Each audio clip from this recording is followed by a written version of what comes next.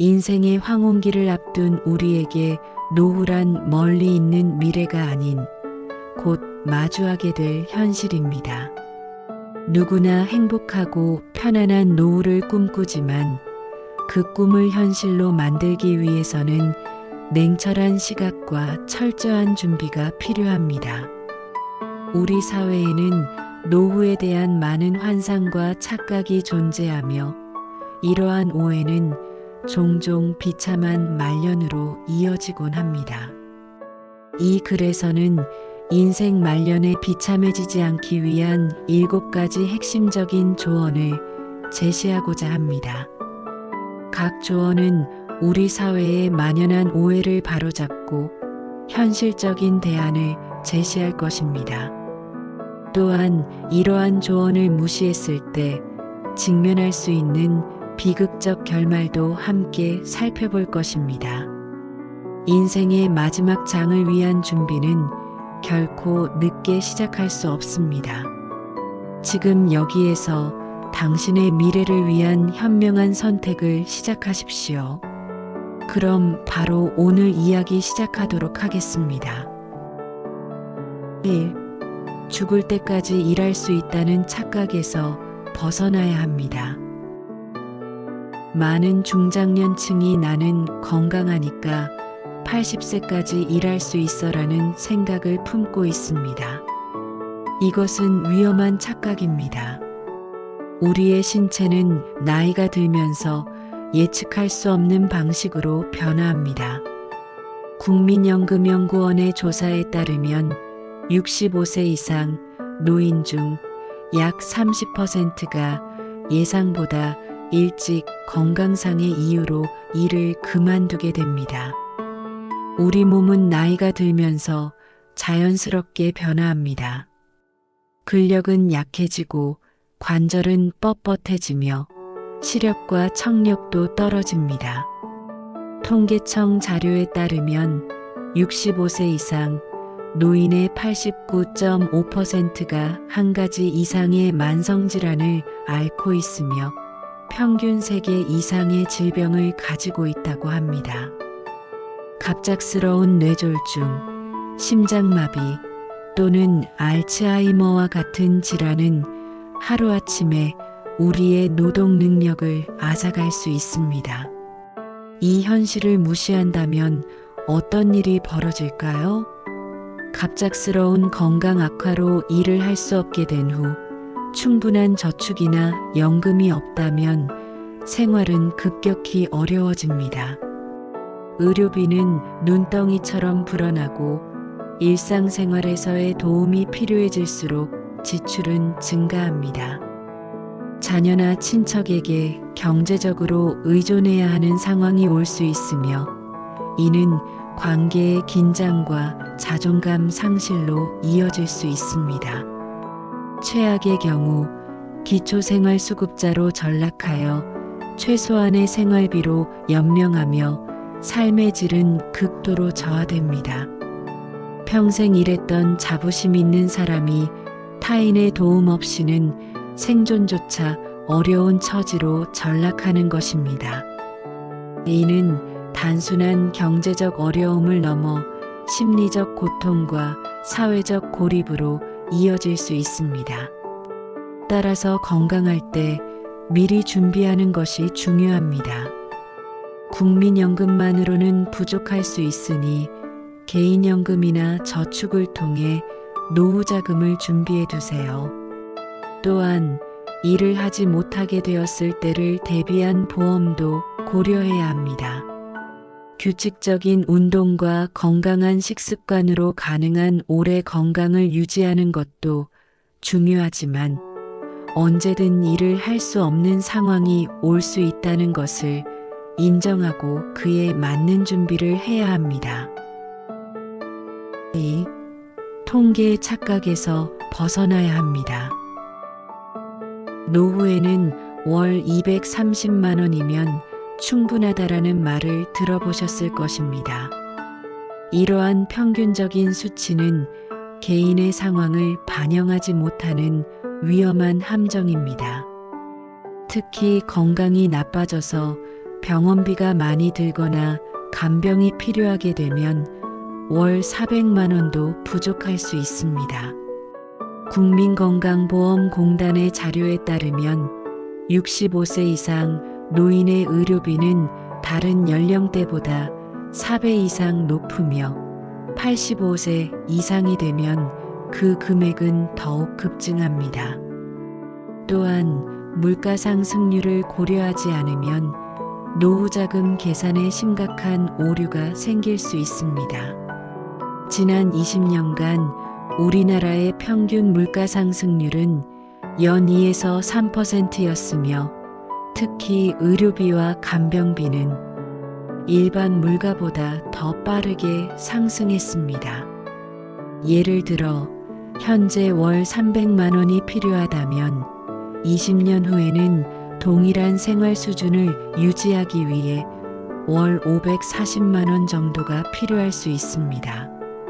이러한 계산을 무시하고 단순히 평균 통계에 의존한다면 노후의 심각한 경제적 어려움에 직면할 수 있습니다.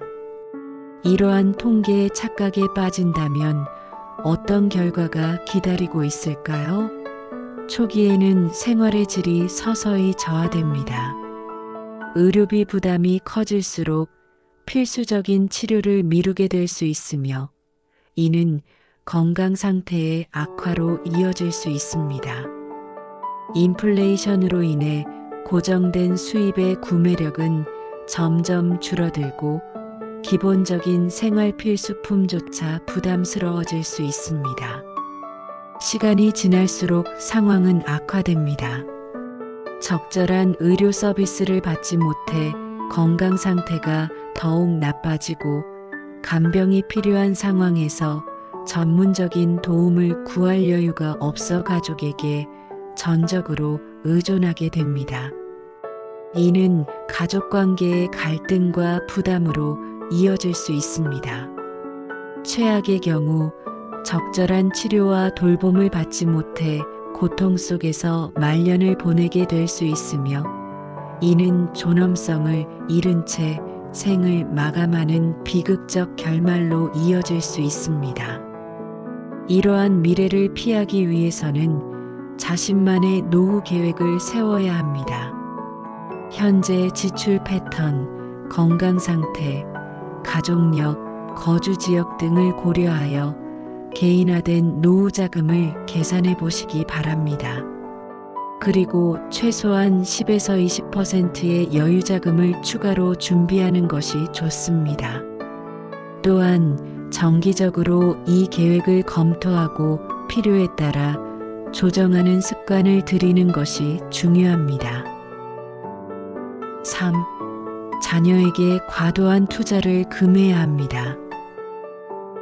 자녀에 대한 사랑은 무한하지만 그들을 위한 지출에도 한계를 두어야 합니다. 한국 부모들의 자녀 교육에 대한 열정은 세계적으로 잘 알려져 있습니다. 한국보건사회연구원의 조사에 따르면 우리나라 부모들은 소득의 평균 30% 이상을 자녀 교육비로 지출하며 이는 OECD 국가 중 가장 높은 수준입니다. 또한 자녀의 결혼 비용으로 평균 1억 원 이상을 지출하는 것으로 나타났습니다. 이러한 과도한 자녀 투자는 부모의 노후 준비를 심각하게 저해할 수 있습니다. 대학 등록금, 해외 유학비, 결혼 비용, 첫 주택 마련을 위한 지원 등 자녀를 위한 지출은 끝이 없습니다. 많은 부모들이 이러한 지출을 당연하게 여기며 자신의 노후 준비를 미루거나 포기합니다. 자녀에게 과도하게 투자한다면 어떤 결과가 기다리고 있을까요? 은퇴 후에 충분한 저축이 없다는 것을 알게 되었을 때는 이미 늦었을 수 있습니다. 노동시장에서 경쟁력이 떨어진 고령자가 다시 직업을 찾기는 매우 어렵습니다. 자녀들이 경제적으로 성공했다 하더라도 그들에게 경제적 도움을 요청하는 것은 부모로서의 자존심과 독립성을 해치는 일이 될 수 있습니다. 최악의 경우 기본적인 생활비와 의료비를 감당하지 못해 빚을 지게 될 수 있으며 이는 스트레스와 불안, 우울증으로 이어질 수 있습니다. 자녀들에게 경제적으로 의존하게 되면서 가족 관계가 변질될 수 있으며 부모로서의 권위를 잃고 자녀들에게 부담이 되는 존재로 전락할 수 있습니다. 이는 단순한 경제적 어려움을 넘어 자아 존중감의 상실과 심리적 고립으로 이어질 수 있습니다. 이러한 미래를 피하기 위해서는 자녀에 대한 투자 전에 자신의 노후 계획을 먼저 세워야 합니다. 100세까지 살 것을 가정하고 충분한 노후 자금이 있는지 계산해 보세요.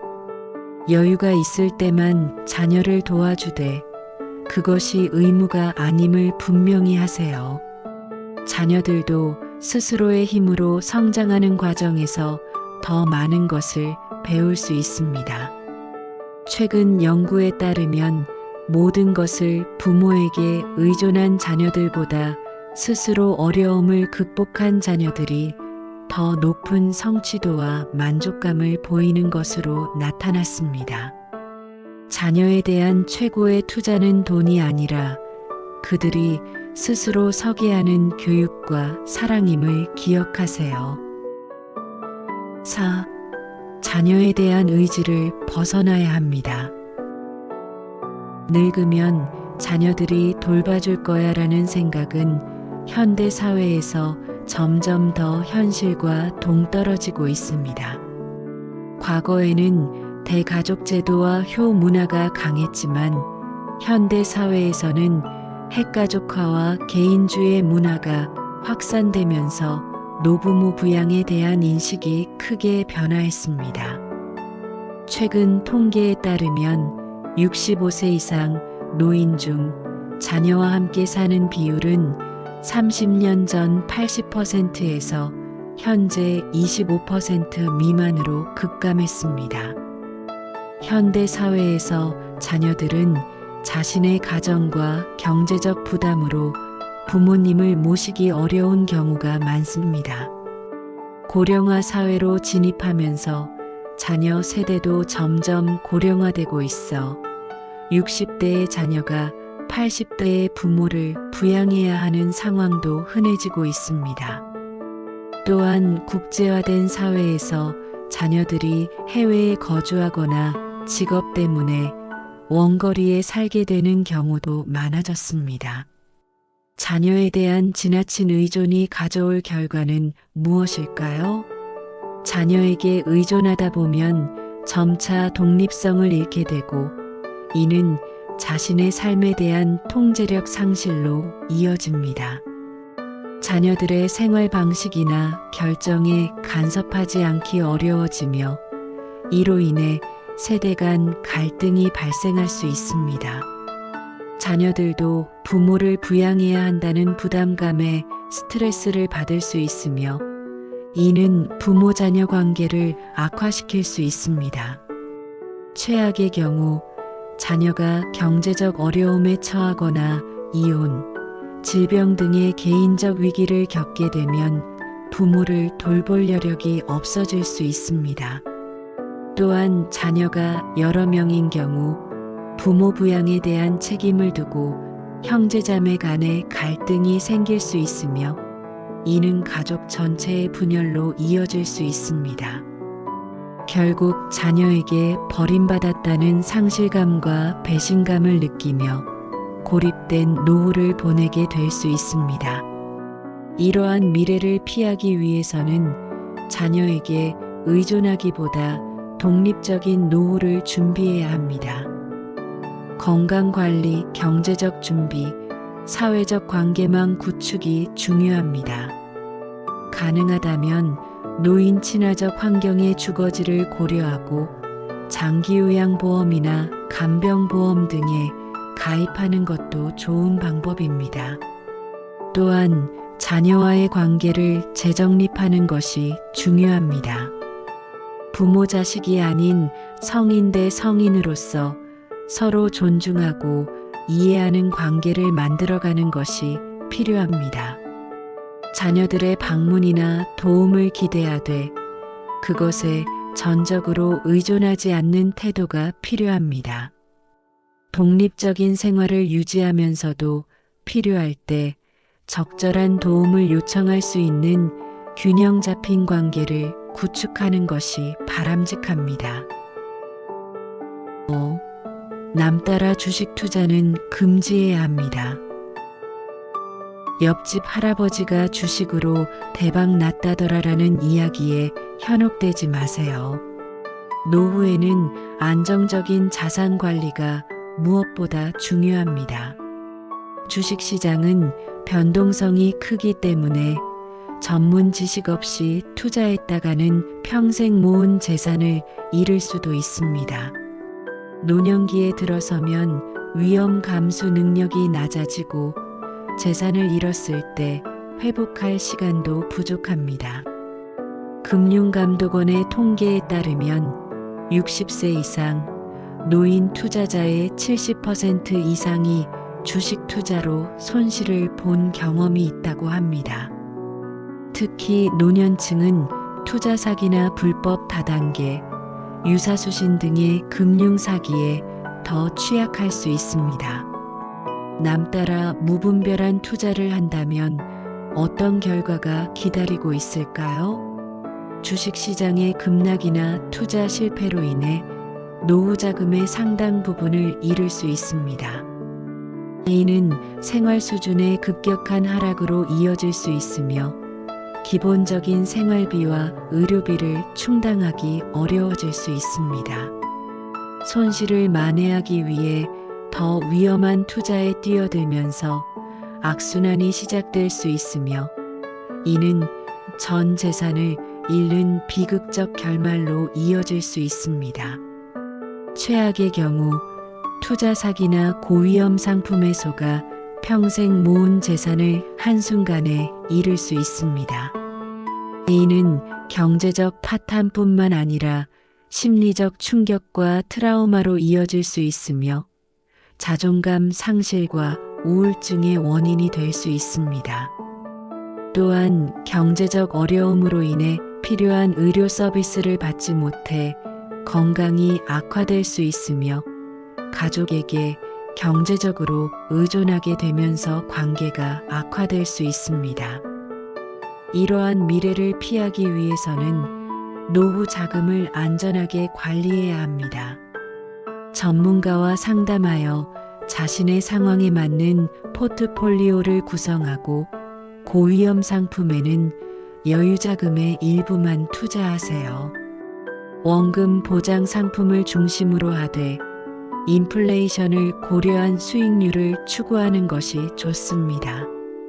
또한 투자 정보를 얻을 때는 여러 출처를 확인하고 특히 빠른 수익을 약속하는 상품은 의심해 봐야 합니다. 노후 자금은 한 번 잃으면 회복하기 어렵다는 점을 항상 기억하세요. 안정적인 수입원을 먼저 확보한 후 여유 자금으로만 투자를 고려하는 것이 현명한 접근법입니다.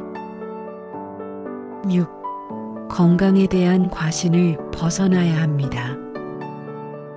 나는 평생 건강하게 살았으니 큰 병은 걸리지 않을 거야 라는 생각은 위험한 자만심입니다.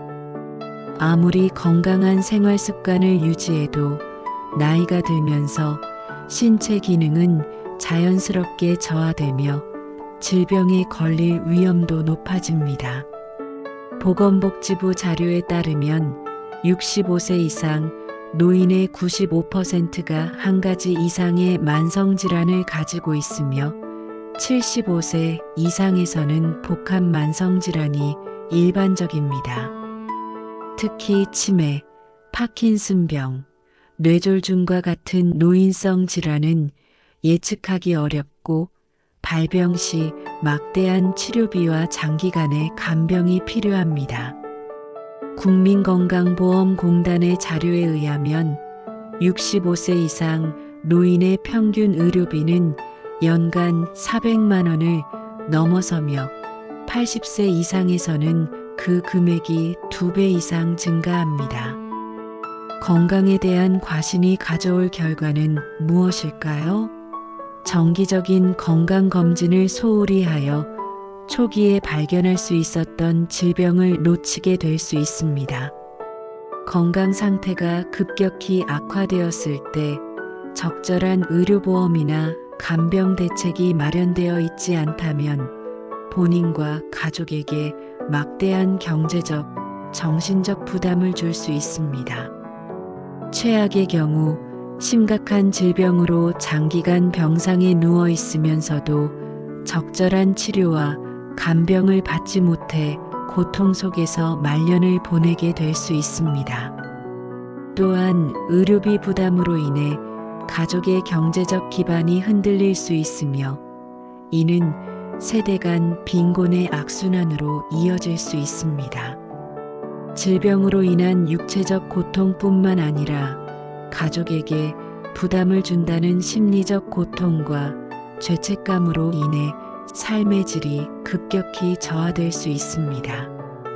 이러한 미래를 피하기 위해서는 건강관리와 함께 적절한 의료보험과 간병보험에 가입하는 것이 중요합니다. 정기적인 건강검진을 통해 질병을 조기에 발견하고 건강한 생활습관을 유지하되 언제든 질병에 걸릴 수 있다는 현실을 인정하고 그에 맞는 준비를 해야 합니다.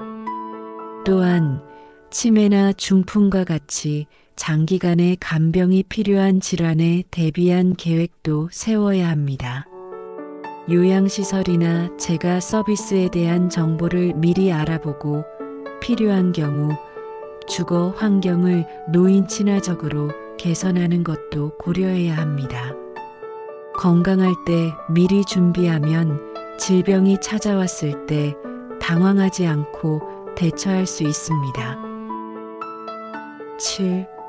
사회적 관계망의 중요성을 무시하지 말아야 합니다.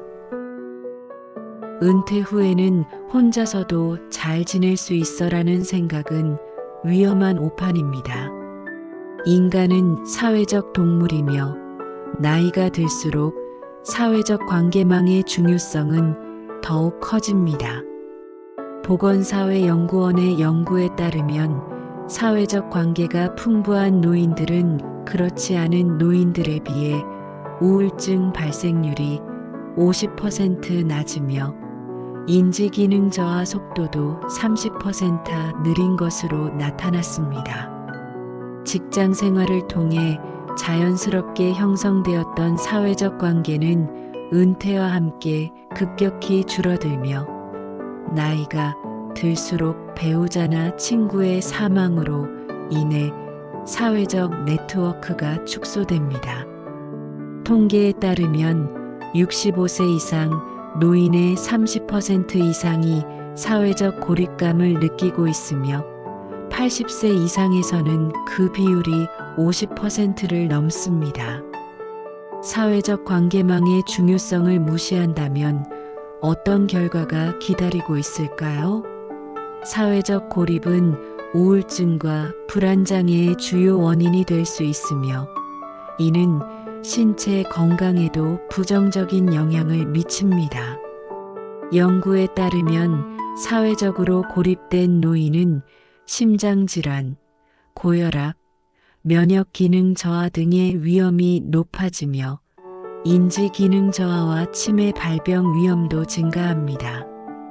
최악의 경우 완전한 사회적 고립 상태에서 우울증이나 치매가 진행되어도 이를 알아차릴 사람이 없어 적절한 도움을 받지 못할 수 있습니다. 응급 상황이 발생했을 때 도움을 요청할 사람이 없어 위험에 처할 수 있으며 죽음 이후에도 발견이 늦어지는 고독사의 위험이 높아집니다. 이는 단순한 외로움을 넘어 존엄성을 잃은 채 생을 마감하는 비극적 결말로 이어질 수 있습니다. 이러한 미래를 피하기 위해서는 은퇴 전부터 사회적 관계망을 다양하게 구축하는 것이 중요합니다. 가족 관계를 넘어 친구, 이웃, 지역사회와의 연결고리를 만들고 유지해야 합니다. 취미활동, 봉사활동, 종교활동 등을 통해 새로운 사회적 관계를 형성하고 정기적인 모임과 활동에 참여하는 것이 좋습니다. 또한 디지털 기술을 활용하여 원거리에 있는 가족이나 친구들과 소통하는 방법을 배우는 것도 중요합니다. 사회적 활동은 단순한 시간 보내기가 아니라 정신적, 육체적 건강을 위한 필수적인 투자임을 기억해야 합니다. 노년기는 인생의 끝자락이 아니라 새로운 시작이 될 수 있습니다. 젊었을 때의 그것과는 달리 또 다른 활력 있는 삶을 위해 오늘의 이야기가 여러분들께 조금이라도 보탬이 되었으면 합니다. 오늘 이야기가 도움이 되셨다면 구독과 좋아요 꼭 눌러주시기 바랍니다. 감사합니다. 행복하세요.